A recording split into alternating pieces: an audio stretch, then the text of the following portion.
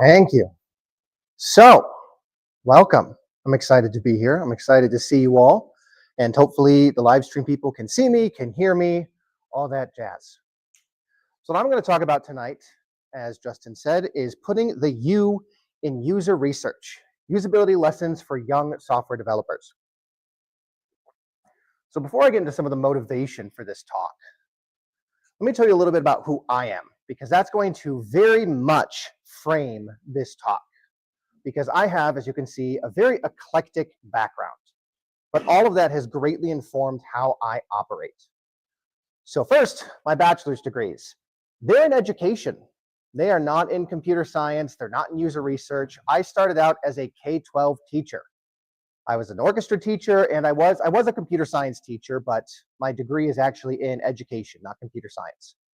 And I taught middle school and high school computer science down in Southwest Florida. I also taught some orchestra, but that is less relevant to this talk.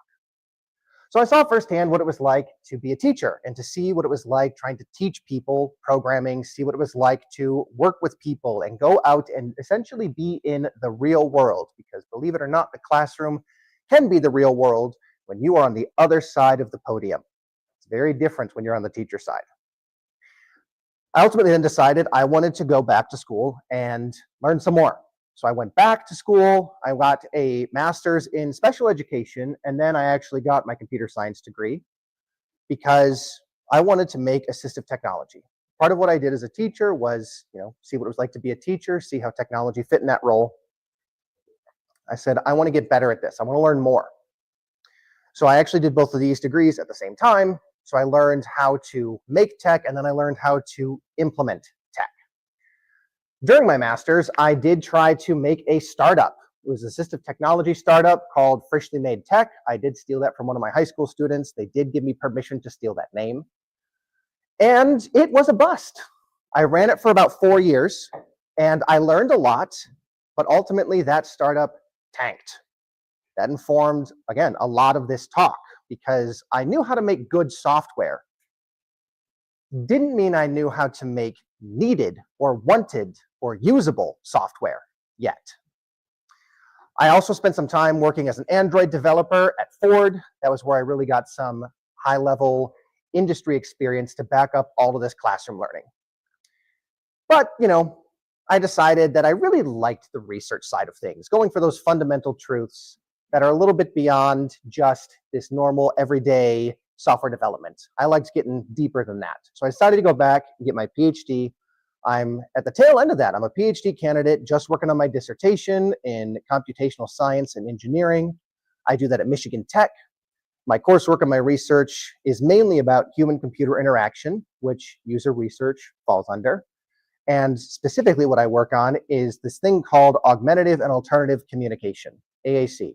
Essentially, it's tools for people who have a communication disability. So as you can see, I went from the applied side of making tech to then saying, let's learn more about how people use tech. Not just how tech works, how is it used? So the software developer to user researcher pipeline. So let's talk about goals for tonight. I want to start with what I am not going to do. My goal tonight is to not make you into user researchers. This is a specialized skill set, okay? People do tend to not look down on, but they view qualitative work, this kind of user-centric work, in a different light than this more quantitative, techie work of actually making the software. User research is a full-blown, deep, and broad specialization. So I'm here to give you a few ideas as technical people to say, hey, let me try and incorporate some of this. If you want to learn more, great. I welcome it. I did that pipeline. It's a fun pipeline, but you will not leave this being a user expert. I'm also not going to give a lot of details, a lot of templates. You're not going to walk away from this being able to just, from this talk, do all of this stuff. The last thing that I do is I will show you guys a slide with, I think, 8 different resources that are linked. So you can go get the slides from this presentation. You can click on them. It'll take you to the resources for the details and the templates, things like that. I'm giving you general overviews tonight. So when in doubt, find a user researcher. We do exist, we are around, leverage us and our expertise. And then finally, I am not going to stand and talk the whole time, as you can see by the fact that I'm literally sitting right now. But what I mean by this is we're going to do some interactivity tonight. I don't want to just sit and talk. Like you saw, I was a K-12 teacher. I do work as a professor now. I've been teaching this stuff for 10 years. Actually, just wrapped up my 10th year. I think last week was when I graded finals. So we're going to make this interactive. I am a teacher. Those habits die hard. So be prepared to talk just a little bit. What I am going to at least try to do, and hopefully will succeed in doing tonight, is I'm going to tell stories from my own experience being a software developer who didn't know anything about user research, but then transitioning into someone who knows what to do, how to involve people. And honestly, a lot of them are going to be the failures I made along the way. So hopefully y'all don't make the same mistakes that I did. I am going to try to convince you why it's worth doing some basic user research, even if you are a developer, even if you are a more technically oriented person, either by your personality, by your job, or a little bit of both. Because everyone can benefit from this, because ultimately our tech does not sit in isolation. People will ideally be using what we make, which means we need to think about those users. And then finally, I'm going to try and get your brain thinking in some new ways. Okay? Again, I'm a teacher. My whole goal is to shift brain patterns just a little tiny bit at the end of every talk or lesson or lecture that I give. And specifically, I'm going to try and expand our mindsets to think beyond just code. So, any questions before I dive into the meat of the lecture? All right. So, the first part of user research is reading. Everybody's favorite hobby. Okay?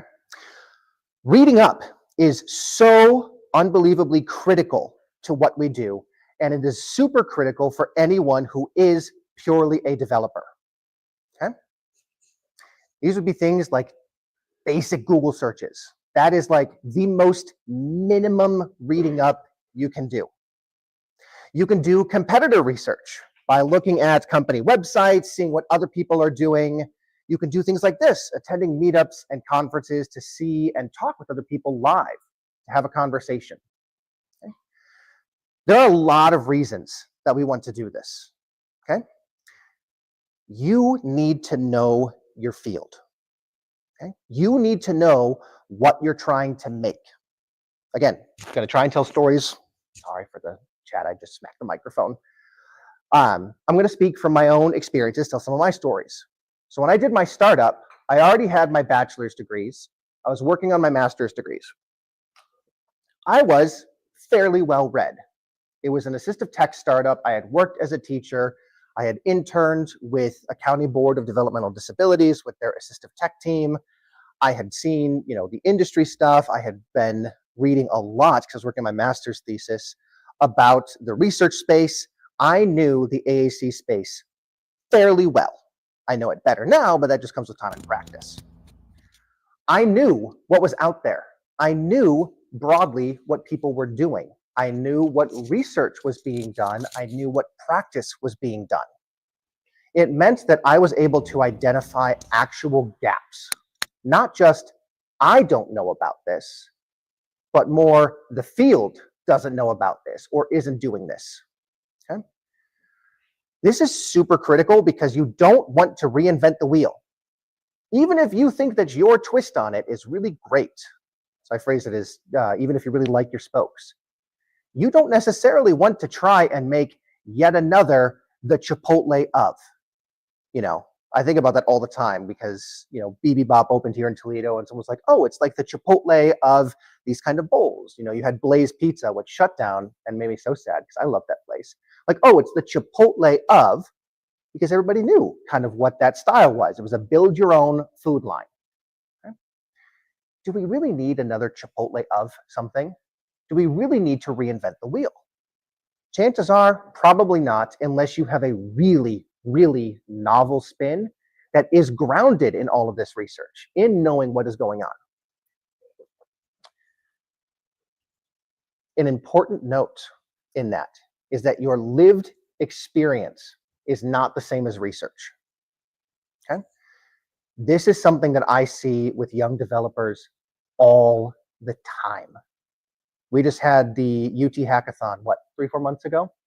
And some people came up to me after a talk here, and they're like, "Oh, I want to tell you about my idea." And I'm like, "Okay, let me hear it." And they're like, "Well, it's the blank of." I'm like, "Here we are." Because they had an experience which is valid. Lived experience is valid, but when you have a sample size of 1, that's not statistically valid. Even in qualitative research, which I do, there's always a terms and condition apply. We do have case studies, but for our purposes here tonight, a sample size of 1 is not valid. You need to see what goes on outside of your own experience, because unless you are going to be your only user, you need to know what is out there and what people do. So, what's next? Talk to people. Reading can only get you so far. Reading is never present tense. Reading is always past tense. Okay? Because, having written papers and trying to publish them and all that kind of stuff, I can tell you what I did when the paper was published a year earlier, because sometimes it takes a while. People are giving talks, they're saying, "Here's what I do," or "Here's what I did, 6 months ago when I wrote these slides, 3 weeks ago." Talking to people is what gives you the live feedback. These can be casual. Okay? They don't have to be super structured, not when you're not a user researcher, but just talking to people. And more importantly, talking to people outside of your bubble, AKA not other developers. We all have a hive mind. We all think the same way. We're like, "Yeah, that's a great idea because of this technical reason. I'm going to introduce AI to this and machine learning to that. And I'm going to have this sleek matte design interface and blah, blah, blah, blah, blah." Those are technical details that other developers love to geek out on. But that doesn't mean your thing is going to be usable, because your users are seldom developers. If you work for JetBrains or Microsoft or something like that, yeah, maybe. But for the most part, by and large, your users are not developers. So you need to talk with people outside of the developer mindset. Okay? You need to hear these outsider perspectives because they can help you catch really obvious problems. Okay? So for example, again, from my startup, I had what I thought was a great idea for a new AAC system. It was based off of my research. It was based off of what I saw, based off of what I read. And then I built a tool. And then at the very end of the building, I took it and put it in classrooms. And the teachers are like, "This isn't going to work. Our students have fine motor issues in addition to their communication disability. So they're not going to be able to interact with things in this way. Touch targets are too small.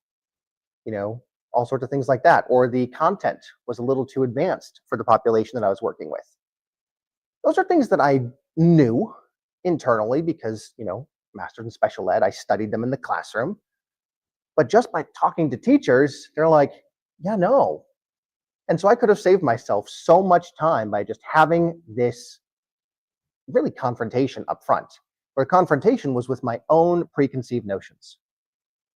So I'll also help you get the context. So things like your lingo, how people feel. Do people even like tech? Again, having worked with special ed teachers, there are very few who like technology. So you have to make a really strong case for why they should use your stuff, because they're like, "I can't use my printer."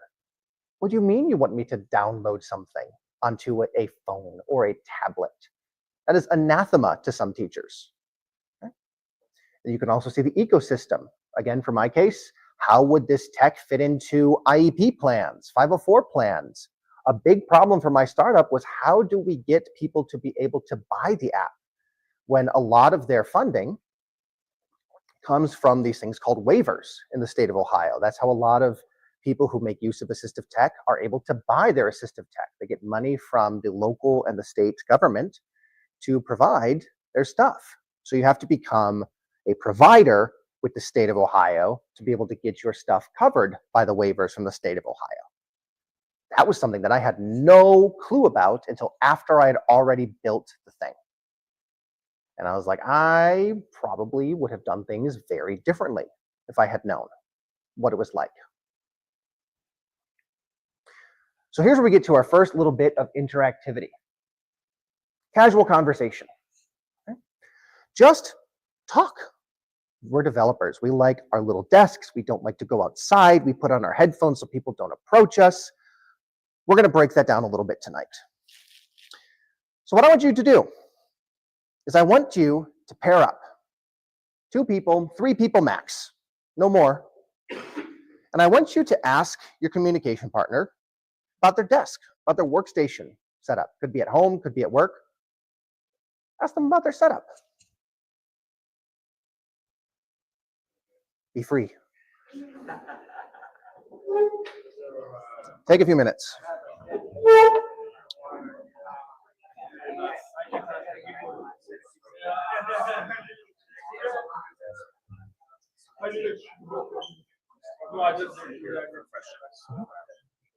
It seems like things are going fine. They can hear, they can see.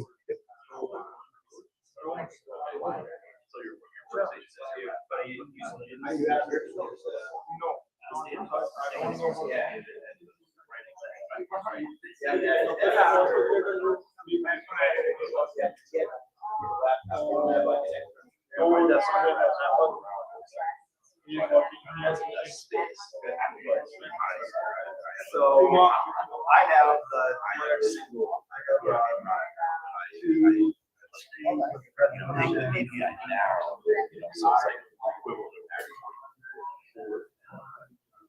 that's how I want it.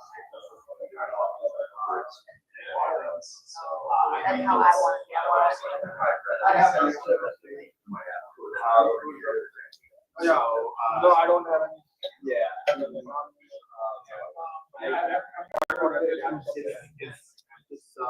It's a dream. Manager.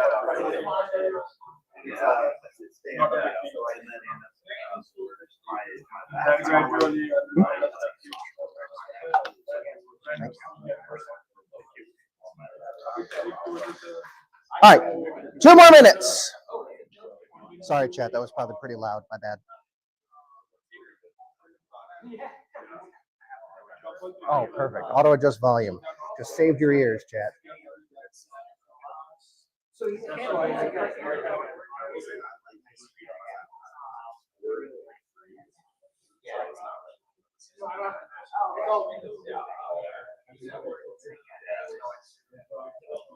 Make sure that the other person is talking by now. Or if in a group of 3 that someone else is talking besides the person who started.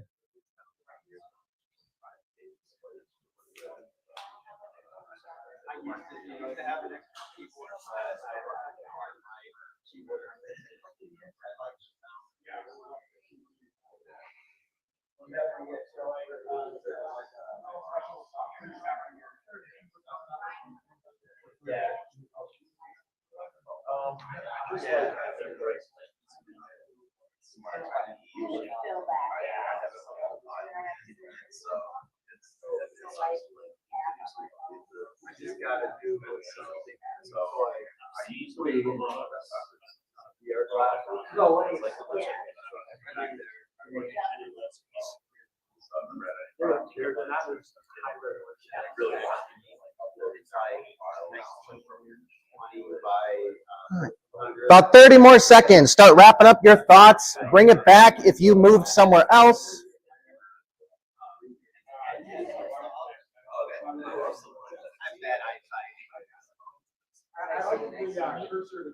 But I was like,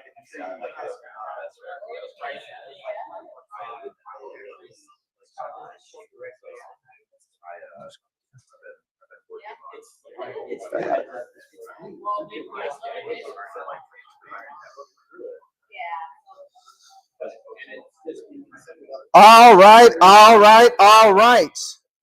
Matthew McConnell, bring it back together. So, what did we learn? Who wants to share what they learned about someone not themselves? So Jeremy has a tower for his home workstation, and he actually remotes into that from his laptop when he's using his laptop. So he's not really using his laptop, but he uses his laptop. Okay, so for the benefit of the people online, we had one participant who was using their tower, a desktop tower as their main computer, but they would use their laptop to remote into the tower. So the laptop was basically just a buy point to get to the actual device. It's cool. I've definitely done that. Usually when I'm not home is when I'm like, I don't need my laptop for anything but TeamViewer. So, all right, anyone else?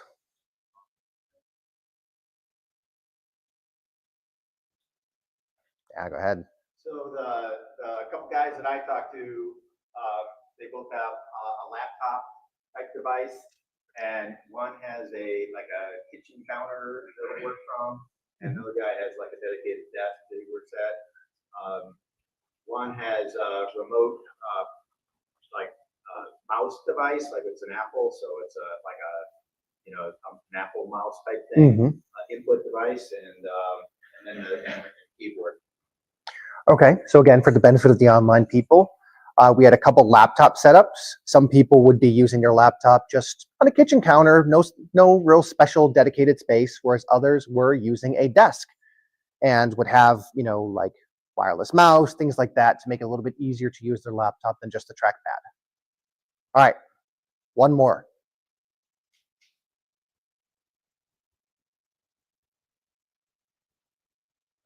Go ahead. Oh, wait, we got one in the back. I want to hear the one in the back.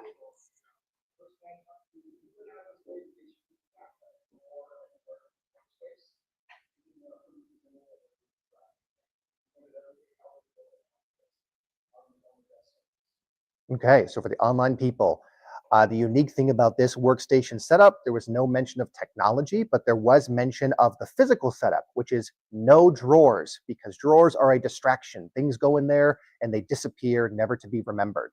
So no drawers meant it was in the foreground and therefore had to be addressed. It's cool. How did that feel? Thumbs up, thumbs down, middle? Okay, I see a couple thumbs down. Make sure that we don't give them the review to this talk. It's fine. All right. Let's make it more structured, because sometimes when you talk to people, you have a specific goal in mind.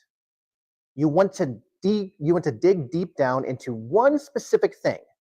Casual talk is great for just getting the feel of things, but a more formalized, what we will call semi-structured option is pretty common. This is where you'll have a script with typically your starter questions, but you can ad-lib follow-ups based off of what people say. Okay? When you're doing a semi-structured interview, you want to make sure that you ask general questions. And again, this is a trap that I see young developers and experienced developers fall into. Like, would you use my app? Cool. Not leading at all. Not trying to guide people to a very specific answer for the $5 for completing your survey. No, you want to ask general questions. Okay? These allow for, like I said, greater depth, and the structure allows you to analyze, do some analysis across people. You have a way to compare people by saying, all right, everybody answered these core questions and they ad-libbed a little bit, but we can do some comparison across this.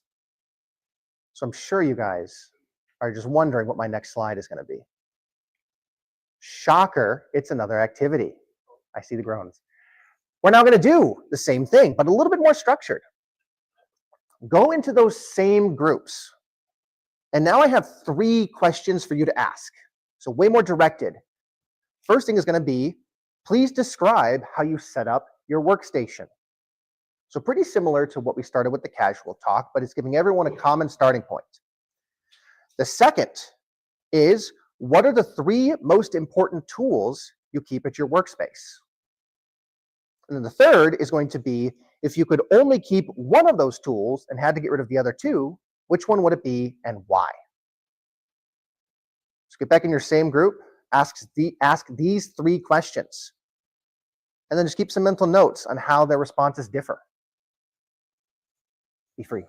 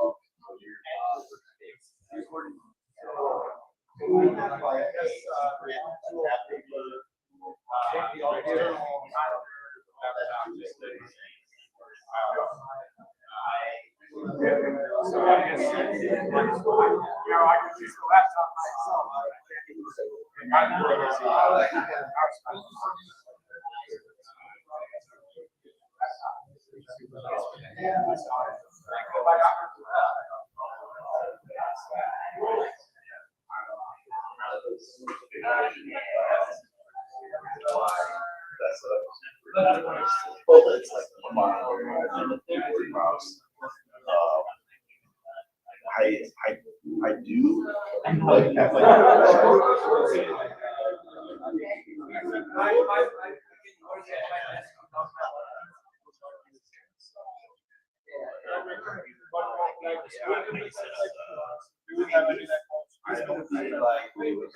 How we doing online? Any questions? Nice. Just want to make sure that I'm not leaving them in the dust.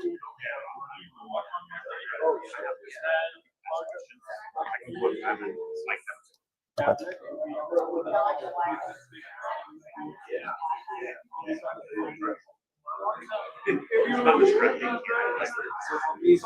I've been observed by principals too many times for that to be a distraction.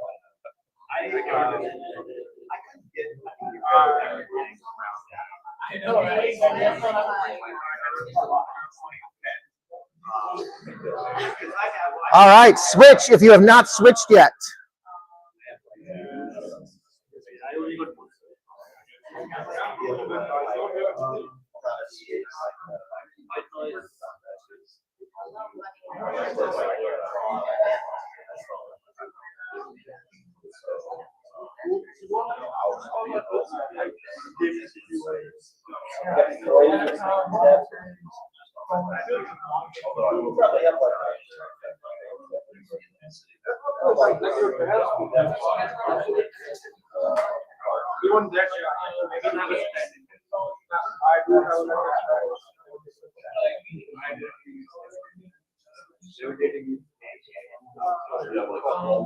Changing the level.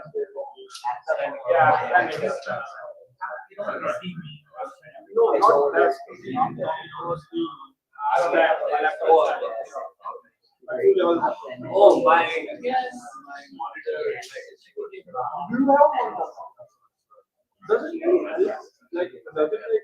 I don't need a lab.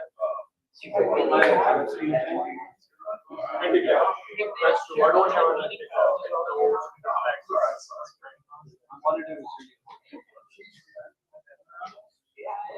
people need CPU to work on your new. All right, one more minute because I hear the conversation starting to dim.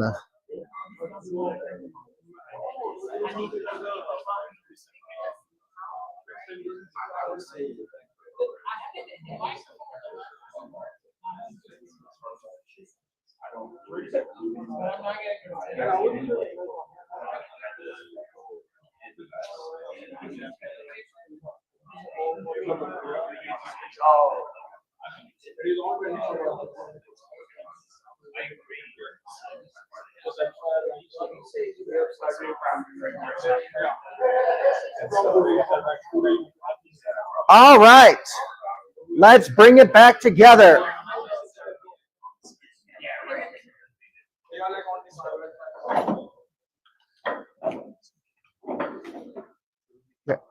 You guys are lucky this is an orchestra. When I was teaching music, I taught all of my kids how to play the Jeopardy weight music. And so I would start playing that. And by the time I was done playing it through twice, they had to be in their seats playing along with me. Great classroom management tool. But I'm not going to sing it in front of you guys because I was an orchestra teacher, not a choir teacher. So how do we feel about this one?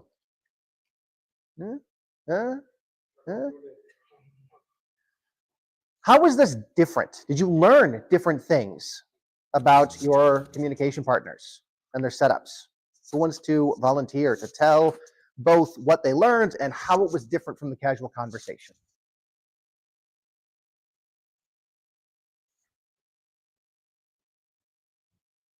Going back.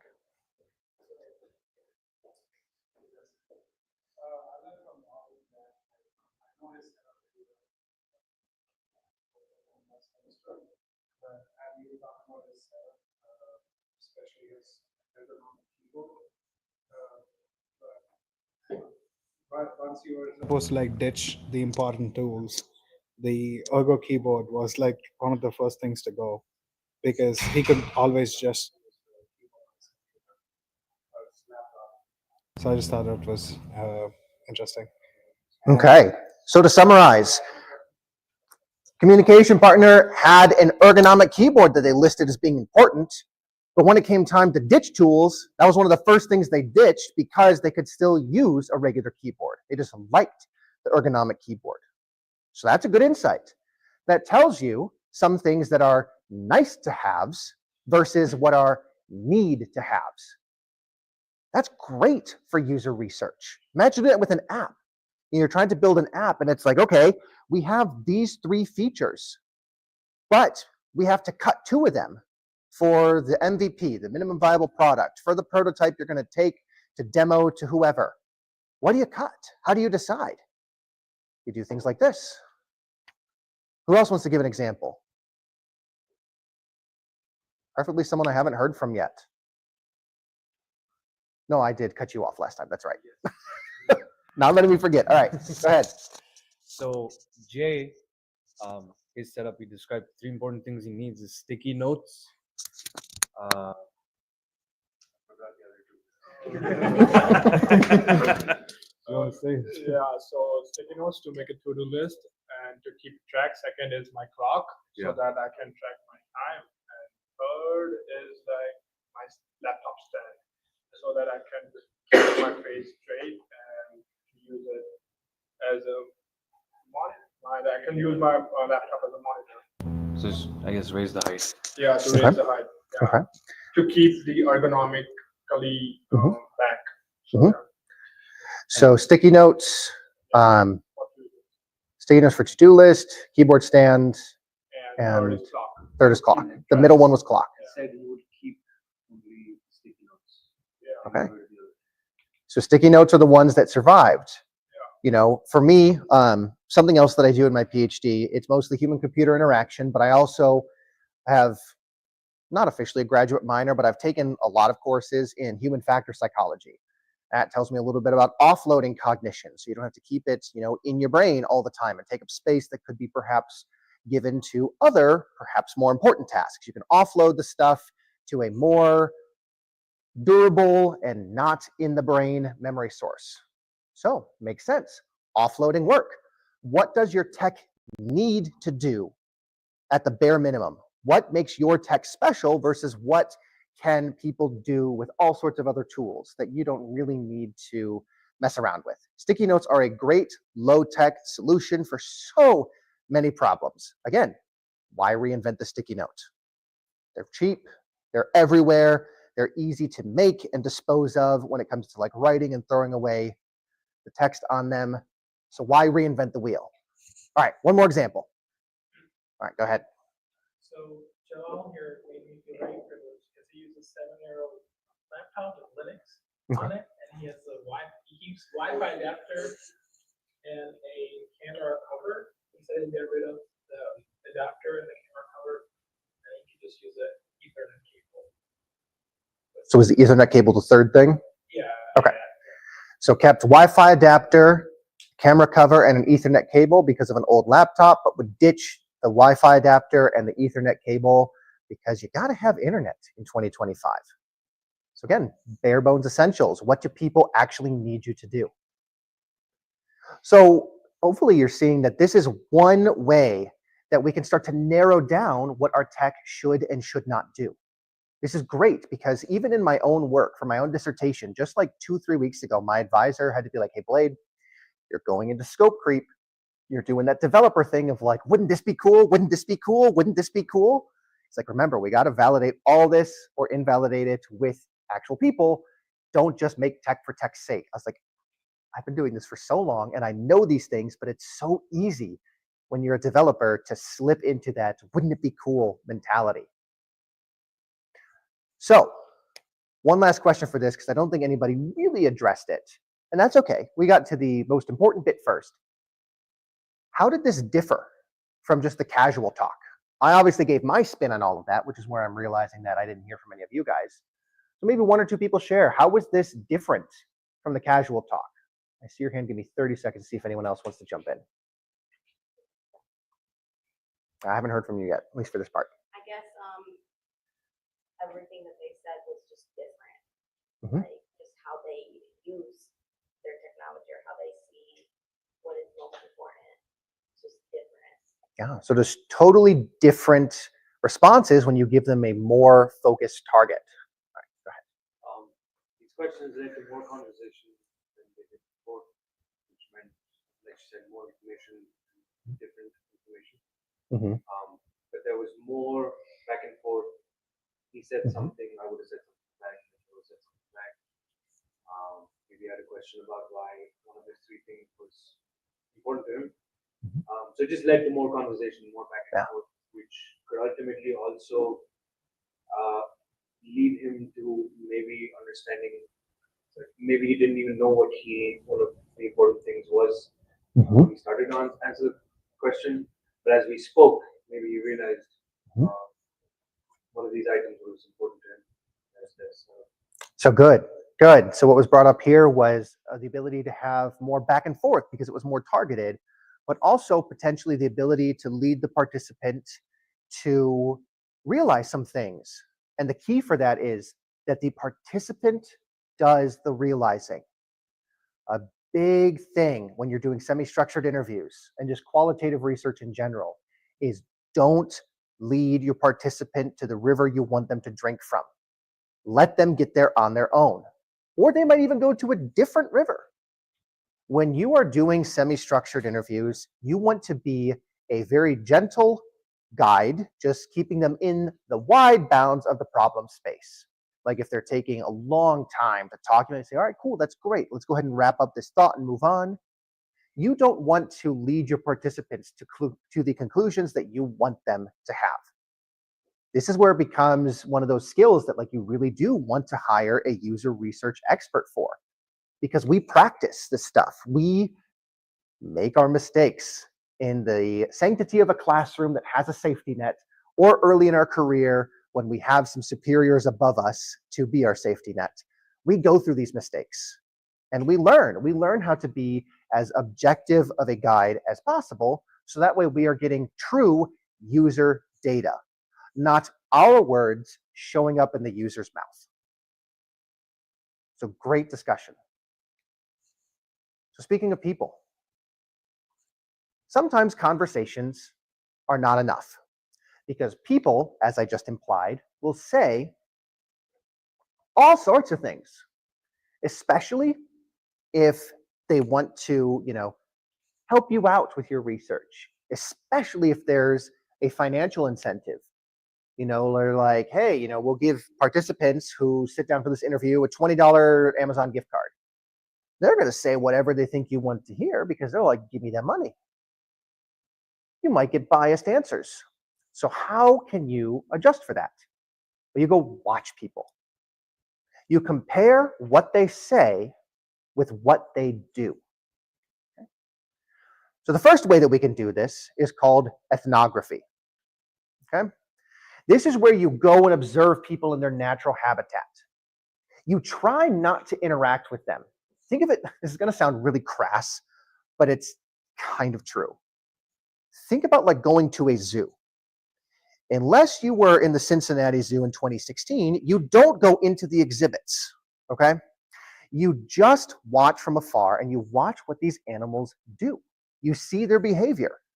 Actual animal researchers will go not to a zoo exhibit, but out to their natural habitats, and they try and disguise themselves to make themselves as unintrusive as possible so they can try and get as natural of behavior as possible.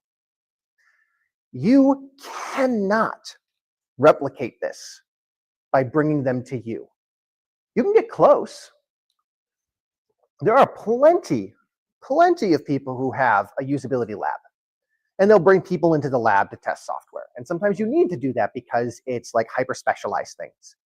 Like imagine if you are making new medical equipment, that's gonna be like those robotic surgery things. That's hard to transport. You don't want to be sloughing that around to all the different, hospitals, emergency rooms, surgical centers, whatever. You might need to bring the people to you. It's a give and take. There's always a balance to be struck. But know that if you try and bring people to your space, there's going to be bias of unfamiliarity, of being in a different space. There's all these things that can creep up. So ideally, you go to them. Okay? So like I kind of alluded to, just to state it super plainly, because people tend to act differently when they know they're being observed. This is where all these biases come in. So go see what they actually do. Okay? Yeah, question. You told that observe people in their natural habitat. So what is the natural habitat of a person is to find the true self of that person? So great question. The great question was, how do we identify the natural habitat? You ask them. This is why we're asking about workstations. Okay? Well, at least for the case of this. I want to know how people work, because imagine that Chris wants to know how people are using the tech lab, how they're using the setups here. How could he make these workstations more usable for the people who come in, knowing this is a rotating space? So you start by talking with people. That'll help you narrow things down and get some ideas. And then you go find more people and you do some ethnography. Once you've identified through reading up, like you do a lot of research, you can do some competitive research. You can see what other co-working spaces, both in the Midwest and perhaps coastal areas, are doing. You can see what is happening out there. You talk to people to narrow it down, and then you say, all right, cool. I know that I want to see how tech people work in an urban co-working space. And that becomes the habitat. So what you do is you would then identify that. You'd find a corner to sit on a day where this place has a lot of people, such as a demo day, because that is what you have determined to be the natural habitat because of all your previous research. So that's a point that I haven't brought up yet, which is that all of this stuff builds on each other. It's also iterative. This is not just one smooth pipeline. You can loop on itself and say, okay, I did some reading, I did some interviews, I did some ethnography. I think that I made a wrong turn somewhere. Let me go back and redo this. Let me read up on this new thing that I didn't know about until people brought it up. Let me then go talk to more people and see what they think about this. And then let me go observe in a slightly different habitat. Okay? Does that answer your question? Yeah. Cool. All right. So third activity. Y'all have been observing me for 45 minutes. How do I work? I have a workstation. Go ahead. I do keep up the water intake. It's shocking how much talking gives you a dry throat. You also raised your hand. Just very structured, you already have a plan. Very structured, got a plan. That's called lesson planning, baby. Learn that from too many years of getting an education degree. You like to hear from different people. I like to hear from different people. Again, this is where my time as a K-12 teacher is really influencing me. I'm making sure that I tell people, nah, I've heard from you. I want to hear from someone else. You guys are being kind. I will not hesitate to volunteer people. I use it all the time. So you guys are actually being, pretty forthcoming, which is nice, because otherwise I will point and be like, I want to hear from you. I haven't heard from you yet. That's never fun for anybody but me. It's fun when you're the teacher. What about my workstation? What's my workstation? What do you observe about it? What do you observe about how I'm interacting with it? I'm not. I'm the clicker. Okay. Somebody else. I want to hear from somebody else. Speaking of volunteering, I've heard from quite a lot of people. I was just going to mention that you're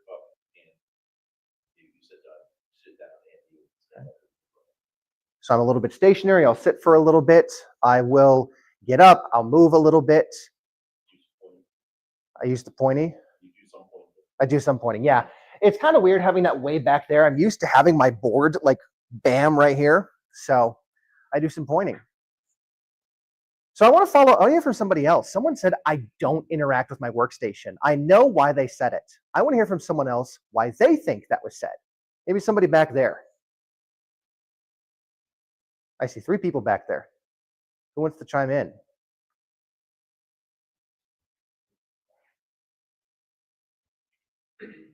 All right, we'll go with you. I think he, or Oh. they may have said it because you're not directly touching the input devices on your Okay. laptop, but I think you are interacting with it. Okay. Your clicker or even your microphone. Okay. Do you have different thoughts? Okay. So lots of thoughts. I am interacting with it, just indirectly. I have a clicker. I'm not interacting with it directly to keep the focus on me. I'm not that vain. I wish that I were some days. I'm not that vain. No, so this is where we can start thinking about modes of interaction. Is having a clicker, so for those of you online, just a nice little, I think this was like $15 at Best Buy, little clicker. So let me move through the slides. We're thinking about interaction design. How do people interact with their workstations? We heard earlier someone remotes into their workstation using their laptop. Is this similar? Why am I doing this? Am I doing this so I can get up and move? Am I doing this because I just don't want to interact with this computer because this isn't my computer? Which y'all didn't know. Is that I stole somebody's stuff? Yeah. Don't want to leave grimy fingerprints. That's incriminating. No, so there could be all sorts of reasons. So you can observe behavior. And this is where, again, this is an iterative process. You can watch people and then go back and say, I noticed you did this. Do you know you did this? If you do know, what were you thinking? If you don't know, what were you thinking? Kind of deal. You can see what people are doing and either see how that compares to what they previously said or go back and dig later. Feeling? Yeah. Okay. Another thing that we can do is contextual inquiry. Okay. This is kind of a hybrid between interviews and ethnography. Okay.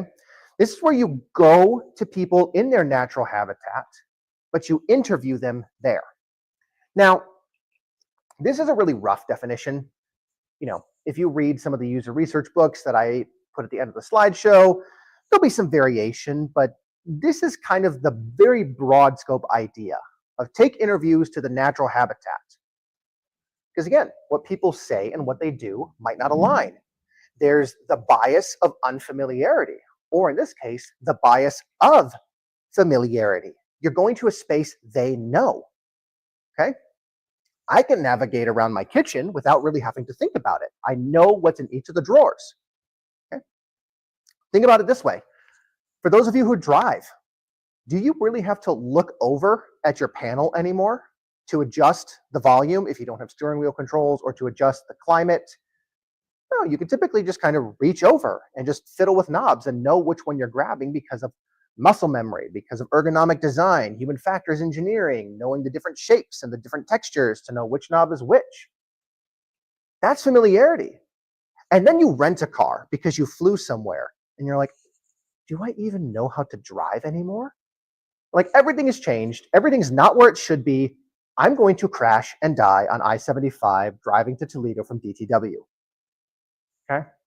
It happens. So contextual inquiry can help see how behaviors change in different contexts. You know, maybe you interview the same person in your lab and then you go to their space. Who knows? There's all sorts of variants that you could do. But this lets you gain some of that internal context, what they're thinking, what they say they're thinking, what they say they're doing. And you can do the external context by actually watching them do it in a place where they do it all the time. Okay? So for example, I'm giving this talk now. Okay, this isn't my classroom. Granted, I don't have a classroom right now, I teach online, but I used to have a classroom. I operate very differently in my classroom because it's mine. I was in it every day and most nights because that's how teaching works in the K-12 setting. You go back and grade or lesson plan. I operate differently there because I know my space. Okay? Thinking again about the tool that I built, to bring it back to this design. I built this app. I built this communication system. I did some testing. I did testing with teachers. I did testing with actual users, because when you're making assistive tech, sometimes you have to do some indirect testing, which means you test the people who work with the people who will use your tech. Proxy kind of deal. Okay. I made sure to do that both in my spaces. I actually would meet them at the library, and then I would go to their classrooms once it got approved by the principal. And I would make sure that I go and watch them in their own spaces and see how this integrates into their ecosystem. Part of that contextual stuff I brought up earlier, wanting to know the ecosystem from interviews. Go to that ecosystem. Yeah, question. So you say you teach online. What kind of assistive technology? I mean, do you know what your students have that interfaces that when you're teaching them that they can employ to, like, do their side of learning? Yeah, so this is a question about my teaching, which I will be more than happy to discuss after, because that doesn't quite tie into this, and it's a conversation I would love to have, but I know myself well enough to know that a tangent lasts minimum 5 minutes with me. So, talk to me after. You guys have questions? Yeah. All right, go ahead. On the topic of going to somebody's natural habitat to give an interview them, or So this contextual inquiry stuff? yeah. Okay. I'm in a position where I'm doing customer discovery for something, and when I think about this, what I think is somebody's natural habitat isn't always accessible to me. I may be able to go to a library, but how do I actually be able to go to their house, be able to watch them do their thing? So what I think is somebody's natural habitat may not always be accessible. I mean, what do you do in that case? Is your data set limited to only folks that you can access the natural habitat, and the other folks you cannot? Is that what it is? So the question is about, what if the natural habitat seems inaccessible, such as someone's home, or let's think of a government space where you need certain clearances, or a medical space where it needs to be sterile, something like that. There's no real good answer for that, because the ideal is to get into there somehow. There is this psychologist, his name is Gary Klein. He did some great work and developed this field called cognitive task analysis. And he wrote a book called Sources of Power, kind of how people make decisions. It's a very good book in cognitive and human factor psychology. And he and his team, they were actually established in Dayton, so kind of local. They wanted to know how people made decisions in high stress jobs. So they chose to work with firefighters. And you know what they did? They got their sorry butts to the fire station. They got approval. They stayed there. They woke up for the 2 a.m. fire calls, and they rode along. Sometimes you have to really try to get in there, because there is nothing that can quite compare to that natural habitat. So it might mean that you ask if you can chill in someone's home. Obviously, that's super invasive, and that will create some bias. So this is where you want to get some experts involved. So that's not something that I do that often in these kind of super specialized places. I do it in classrooms, and that's about it. And so for me, I go through the administration. I talk with the principal. I talk with the vice principal. I talk with whoever. I'll work with institutions to make sure that I get approval. But I know how to navigate a classroom space. So I know how to be unintrusive, and I know how to make sure that I'm not being, that's not true. I can't say I'm not being an impactful person in the space. I try to limit my impact. So that comes from knowledge and experience.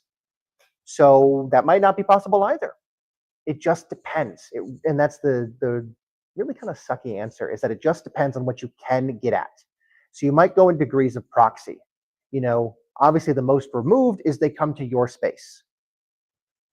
Maybe you meet them in a third party space, like a library, like we said. Maybe that's the closest that we can get. Maybe you can get a little closer. Who knows? It just really depends on the problem. So there's no clear-cut answer for that. Yeah, question.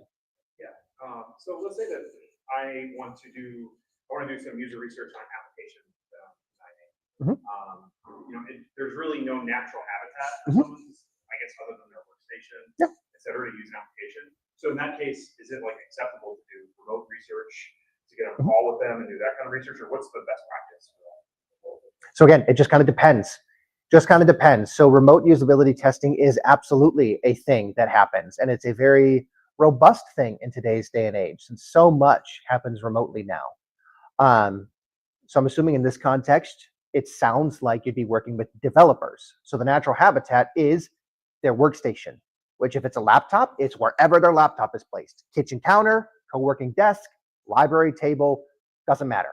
If their natural habitat is their laptop, and you only care about their digital stuff, so what's on the laptop, sure, remote, Zoom sharing screen could absolutely work. You will miss some data because there is going to be all the factors of the human interacting with the machine.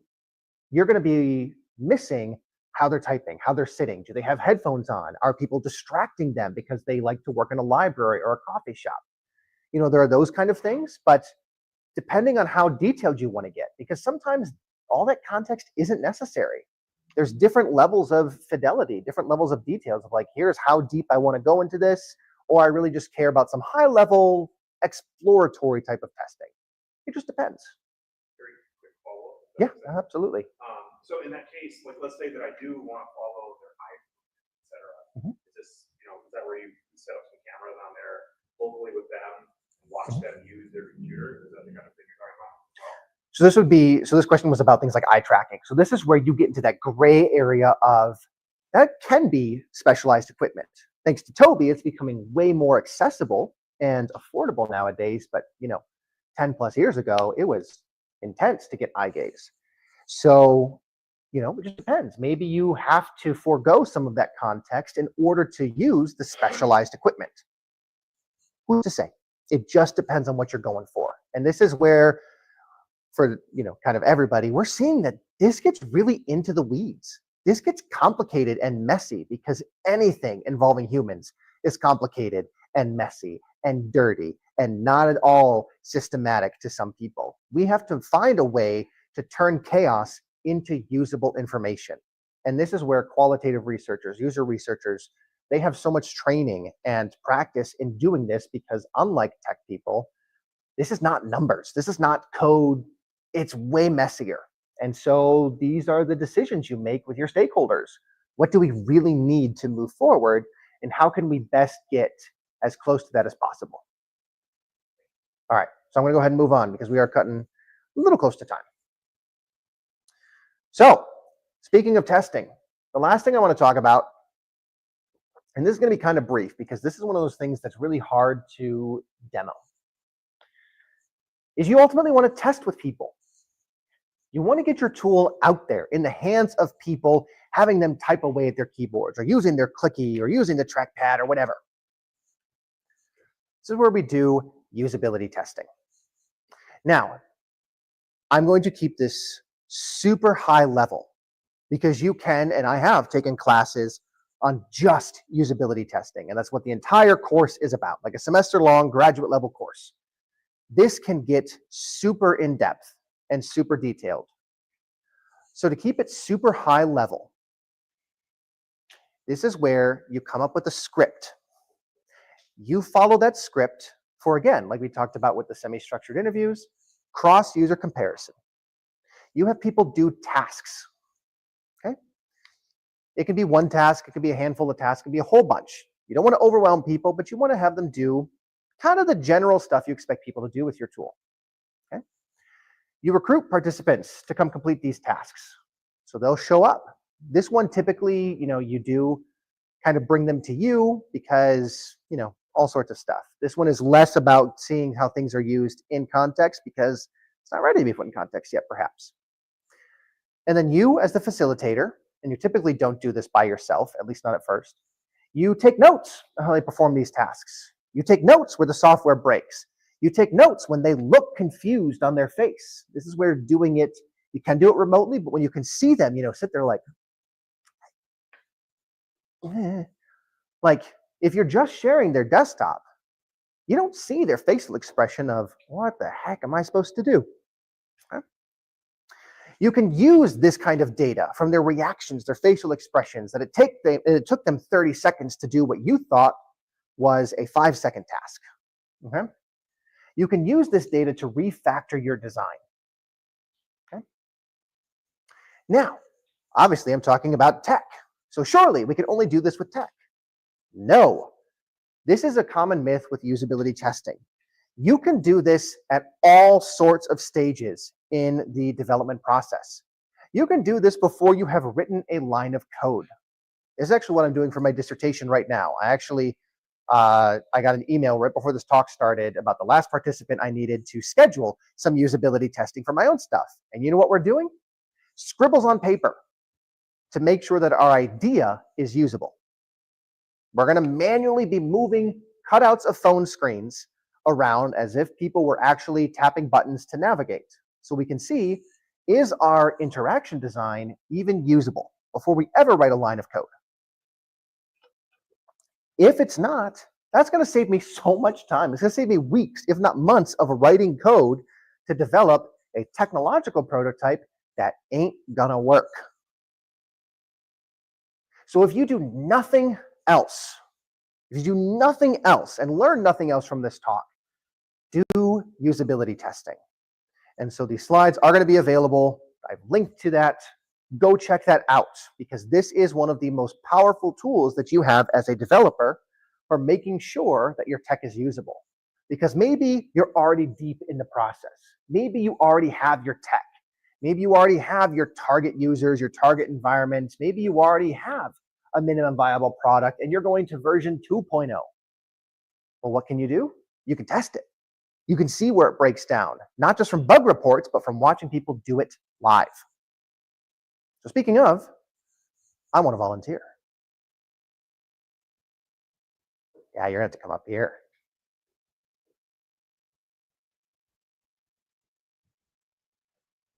Ooh, now we're getting shy. All right. So here are the steps. And I'm going to talk through this in just a second, so go ahead and have a seat. Because I'm going to kind of walk through this a little bit. It's going to be somewhat of a demo. It's going to be pretty rough and dirty, so don't take this as your template, but it's going to get you the idea.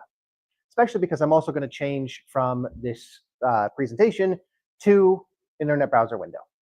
Okay? So you do usability testing. You have your participant. Okay? Say hi. Thank you for participating in this. We want to figure out how people are performing some tasks when it comes to finding books. So what we're going to have you do today is we're just going to have you do some brief tasks about trying to find information out about books that you might be interested in buying from an online retailer. So, sound good to you? Mm-hmm. All right. So what I'm going to do is I have a browser open up for you. And is this showing up online? All right. So what I'm going to ask you to do is I'm going to ask you to go to Amazon.com.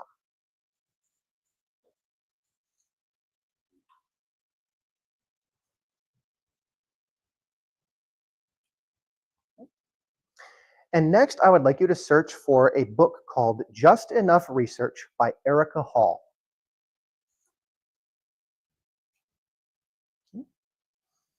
Now, I'd like for you to find the table of contents for this book.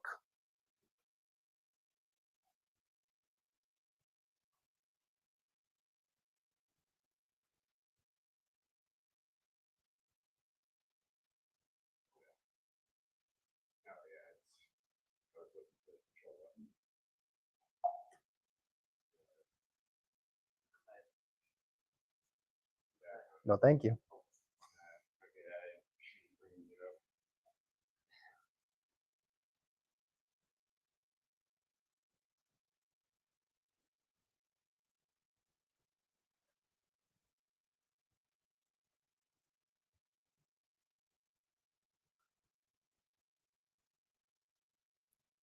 And if you feel like you're not able to find it, that is totally okay. Just let us know and we'll move on to the next task. Probably going to take me a while. Okay. All right. Thank you so much for your participation today. We are going to provide you with some compensation in the form of pizza for attending tonight. You can go ahead and go back to your seat. What did we learn? What did we learn from doing this task? Not easy to find table of contents. Not easy, because on Amazon, what you can do is you can go to read sample. And if there is a sample, you can scroll down and see the table of contents. Amazon doesn't always make it easy to find. That could be a usability problem, because for me, when I'm buying a book, especially something like this, that I want to have as a reference, does this book? So here we have the process, we have organizational research, user and customer research. I think, I can't even, that's so small. It's single pixels up there. So yeah, user and customer research, competitive research, evaluative research, analysis and models, surveys and analytics. Okay, yeah, that does have some stuff that I want. But how would I know that if I can't find the table of contents?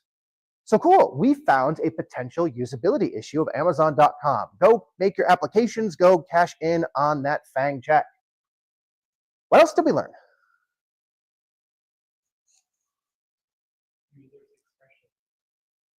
User expressions, okay. I'm thinking of one thing. It's easy to find a book. Did we find the right book? Because there were. Didn't say like which edition. Exactly. If it wants to go back. Yeah, so we have all sorts of options. How do we know which one is the right one? Oh, there were some steamy novels in there. We'll scroll right back up. We don't want those. We care about user research. So there's different editions. So when someone is going to buy a book, how do we make sure that they are buying the right one? Because what you don't know is that the design, the cover design that had the this cover, that book retailer shut down about 6 months ago, a book apart. The whole company shut down. So they have some stock left, but you know, is this a used book because that retailer shut down? We don't know until we go in. And so Erica Hall actually made her own publishing company, Mule Books. So perhaps we also want to buy directly from her instead of buying through Amazon. Another thing that came up that someone ruined my fun for, I'm just kidding, I'm not actually mad, is that we had a Windows user on a Mac. Linux, but either way, he made the comment of, not a Mac user, because he made the comment of, oh, that's right, the command key. I was looking for control. So that's something we've learned. There were plenty of times, there were two different jobs that I had. One as a teacher, one as a developer. I primarily use Windows at home, but my job, both as a teacher and as a developer, used Macs. So I had to remember every day, I had to do that code switching. Oh, that's right. Here's how I get Spotlight. You know, Spotlight does work better than the Windows search button. You know, how do I do the keyboard shortcuts? Oh, that's right. They're different on this system, blah, blah, blah. So just from having the user do one task, we learned quite a bit. We learned quite a bit about how they're operating and how things can happen, how things we might believe should happen, and how things are actually happening. So then you start picking this apart. You have a bunch of people do that, and you have them do the same tasks. And it's like, okay, cool. We're getting this model of how people try and accomplish this task, how people try and search for books, how people make their selections. And we start getting this rich data set of what people do. And we saw it can be difficult depending on what exactly you're trying to do. Maybe Amazon cares, maybe they don't. I don't know. Who am I to say? I'm just a user researcher. I don't know what they care about, what they value, but I do have some data. And that data could inform designs if they cared about it. So, going forward from this talk, how do you move forward? First of all, when in doubt, hire a usability expert. Second, when in doubt, listen to that usability expert, because those are often two different things. I have seen too many times where someone says, we're going to hire a consultant because it looks like we're doing something, and then they don't listen to that consultant. I have definitely not been that consultant where my recommendations were tossed out the window. No, I'm not speaking from that experience. It sucks when you're that person because you're like, you hired me for my expertise and then you don't listen.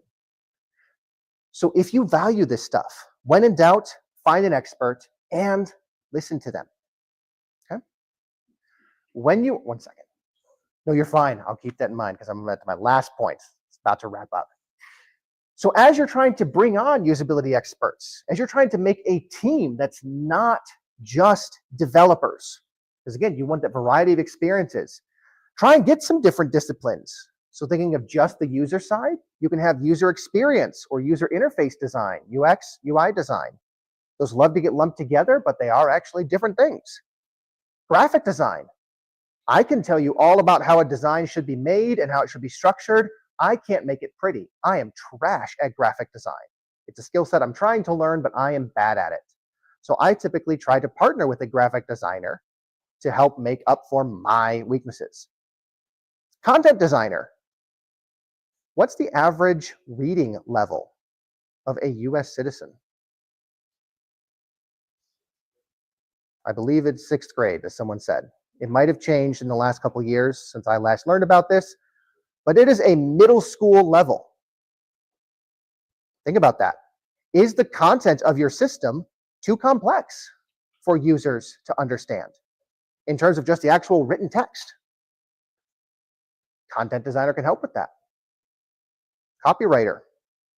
And then when in doubt, again, get a researcher. Because being a developer is not enough to make usable software. You can make good software, but usable software is not the same thing as good software. Any developer really can learn the basics of usability testing and usability research.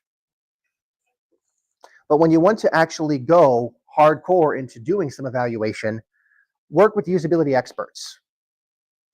That will help you go from your hackathon prototype you made in a 24-hour caffeine-fueled binge of code into something that is an actual legitimate product that's usable and wanted. As I mentioned, here's 7 resources. Sorry, I forgot that one resource took 2 columns. So I have 6 books and a website. These are all hyperlinked. So if you go to toledo.codes, this will be posted there, I believe. Yeah, so it will be posted there. And you can see the slides because these are all hyperlinked. You click on any of these pictures, it will take you right to the publisher. So thank you so much for your time. Thank you for letting me speak. Hopefully you gained a little bit from this. If not, don't tell me. I am vain enough to want to have made an impact. So now, let's go ahead and move on to the Q&A. Yeah, go ahead. You talked about talking to the usability expert, right? Mhm. So if a person's do user research and versus how a usability expert helps, like what is the need of usability expert if I can do user research and I can understand all the stuff what you have said and apply it? Okay, so the question, which I knew was coming, is why bother getting a usability expert if I can do it myself? And not to put you on the spot, but that is the classic developer attitude. Okay, what do you develop? Web applications. It's your web? Okay, well, I can just use Wix. Why do I need to hire you? Yeah, in Wix, yeah, I can do that. So Wix, in Wix, you cannot like customize by yourself. There are specific templates, and you have to work based on the templates if you want your theme or your ideas, your concepts to be on a software. You need to hire someone, a web developer or a software developer. So he's activated my trap card by using the phrase customizable, because research is customizable by its nature. Every problem is unique. You can have some of these general ideas, but why do you think people get a PhD in this stuff to go work at Amazon and Google and Meta? There is so much variability that comes with this, and there's so much expertise that comes with then how do you actually extract insights from this? I didn't even talk about analysis. You know, there's the 2-step coding process when it comes to first level codes versus pattern codes. There's thematic analysis, there's affinity mapping, there's running usability workshops to actually use, dot voting and participatory design to make sure that from the beginning, your product is being led by user-centric needs. There's a lot that I know that you don't. But if you know enough to understand the usability expert, that's good. But you don't know enough to be the usability expert. And I hate to break it to you, ChatGPT and even Claude also don't know. So just like you want to be a web developer who is able to go above and beyond the standard templates, so is it with research. All right, you and then you. So, so something that I always try to keep in mind, and I try to remind people when I'm working with, that your audience doesn't think like you do. Mm-hmm. So it's sort of like keep that in mind when you're working on something that you may have a great idea, but that idea might not be shared by other people. They might not see how to do it the way you're thinking it might work, right? Yeah, so this goes back to the idea that users are not developers usually. So the people you're making a tool for don't always think like you, which means that you have to get out of your own head, which developers are bad at. I'll save you my spiel about wizards and developers. But the short of it is that developers like to think that we are special because society tells us we're special. Doesn't mean we know everything. So good. All right, you had a question or a comment. Yeah, I just had a question about like the user testing, Mhm. and is it really like kind of like a one-shot thing? Like for instance, if you're having them, use your site and try to figure something out, I would assume that you're not really like coaching them through it. You're like there to see them use it in the real world, right? Mhm. Is it less valuable then to go back to them a second time after you've made changes because they're kind of like now automatically aware of the process in general? So again, the question or the answer is it depends. Sometimes you can do what we would call within subject testing, which is where you have people who will kind of repeat it. They'll do something first and then something else after. Same person repeating the task or two different tasks. This is where it becomes a little complicated because this is kind of a pre-post with no way to kind of balance things out, like the bug is there. Sometimes that can be what you want to go for. If you have existing users and you want to see if a new feature helps improve their flow, you can have them do it as is, and then you show them the prototype that has the new feature, and you can measure that impact. Depends, and you can get some of that qualitative data about, well, how do you feel about this new feature? Did it impact? If so, was it a positive impact? Was it a negative impact? You can kind of dig into that. Generally, it tends to be, again, generally, we tend to tentatively like to have new people each time to try and avoid that familiarity bias. But who's to say? It depends on the problem. Another question kind of along the same line. For then the user expert or the expert, what was the term for that? Usability researcher? Yeah. Okay. For them, is there a lot of back and forth in that process, or is it more? In which process? In working with the developers and working with the users? The developer. There should be. Doesn't mean there always is, but there should be a lot of back and forth, just like you should be talking with your developer coworkers, and there should be a lot of back and forth. We should ideally not be, here's my developer tower, here's my researcher tower, here's my graphic design tower, here's the C-suite tower that is always much taller than the others with nicer chairs. No, you want to try and have some walkways going between. You want to have that conversation. Again, does it always happen? No, things can be pretty siloed, but ideally there should be dialogue, because if you can't pass your information on to the developers and they can't come back and tell you, hey, that's actually not technologically possible. Like I'm reading a book right now. It's a longer title. I'm blanking on it right now, but it's a project-based approach to user research and product development. And in there, they have a blurb saying, you're reading this book because you want to be a designer of some kind, UX, UI, graphic, whatever, interaction designer. Make sure that you have a developer advocate who can tell you if what you want to do is even possible. So there really should be that back and forth because, again, the developers are the expert in their fields. They can tell you, that would take, like, there's an XKCD comic where it's like, I want to know if the user is in a park. Easy peasy, just GPS coordinates. And I want to know if the picture they're taking is of a bird. Give me a research team, a grant in 5 years. Sounds easy, but it's really not, at least back when that comic was written. So there should be back and forth, but it doesn't always happen. This book right here, it's called The User Experience Team of One. I have skimmed it, but not done a deep dive of it yet. It talks about how to be the usability person in a team and how you have to try and be that advocate for these kind of things and work with others. I guess I meant the usability expert that you suggested, like hiring. Is that like a back and forth process, or once again, is it like you're kind of giving them, where you're at and getting the feedback on that? I think I'm failing to see the distinction between your questions. Are you talking about like if you hire an outside person, you just pass data off?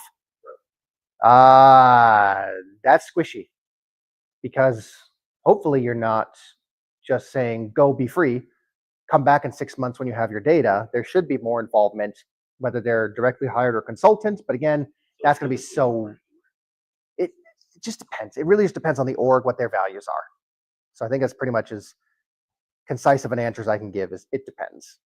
Don't you kind of want to have a question like, I'm not sure that this user interface really works well, so you can pass off that like interaction. They can do tests on that to identify whether or not how it works with the audience that you're approaching, right?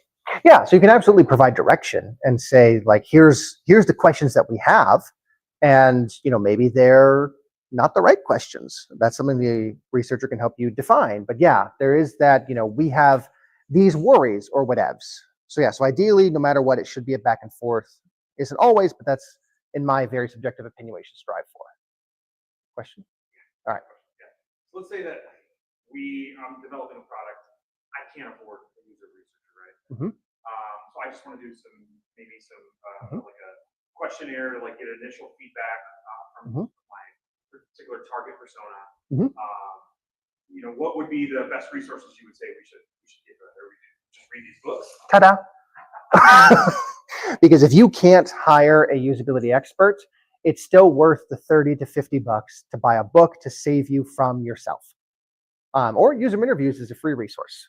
They have some templates. But yeah, you will need to find resources, because just saying, I know how to do this, that's sketchy waters there, my friend. But trying to find something, investing in some kind of knowledge will save you something in the long run. So try and get, again, we talked about that proximity when it comes to habitats or environments. Try and get as close to the real thing as you can. But if it's, I have to read 2 books to learn how to do this myself because I can afford $60 once, I can't afford $60 an hour. Sure, that's fine. And you just do your best, as we always do. Any more questions? I got time for one more. Go ahead.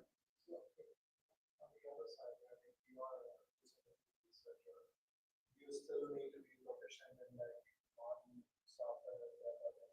So you still need to know what square terms and stuff like that. We even get to look at your customers or you just like get new versions of the version. How does that? Yeah. So I am the worst person to ask. So the question was, if you're a user researcher, do you need to know about code and be able to look at code? I am a terrible person to ask because I was a developer before I became a researcher.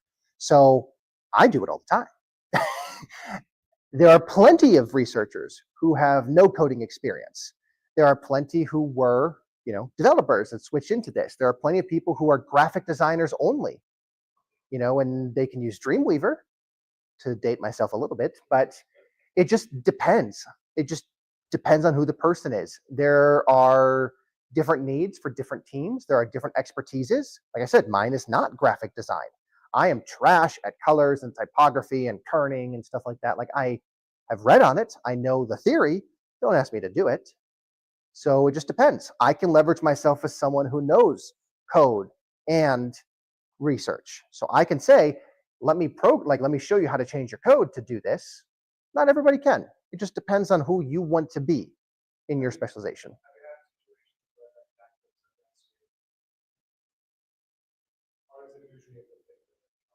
Again, just depends. Sometimes people don't want developers because of the bias.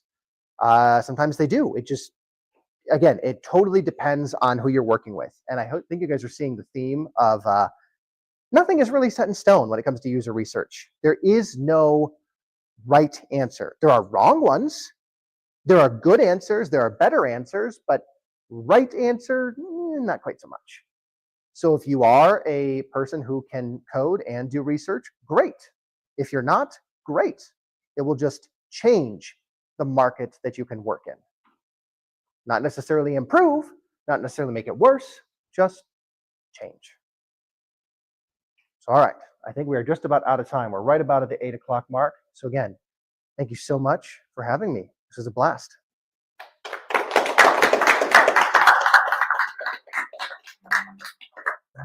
Thank you so much, Blade.